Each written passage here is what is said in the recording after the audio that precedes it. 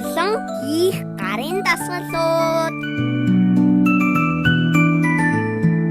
Харандааг эрхий болон 7 уур хуруугаар чимхэж нэг үзүүрээс нөгөө үзүүр рүү явуулна.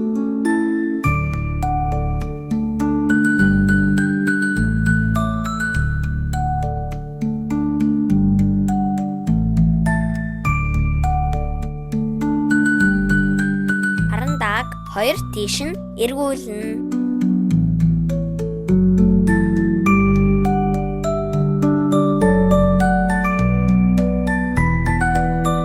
Мөн эсрэг тал руугаа харандаагаа эргүүлэн дасгалаа давтна.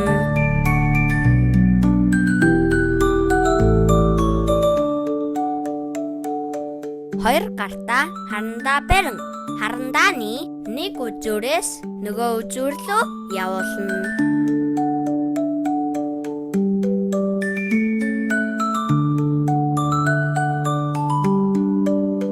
Харандаага эргүүлсэн хэвээр нэг үзүүрээс нөгөө үзүүр рүү явуулна.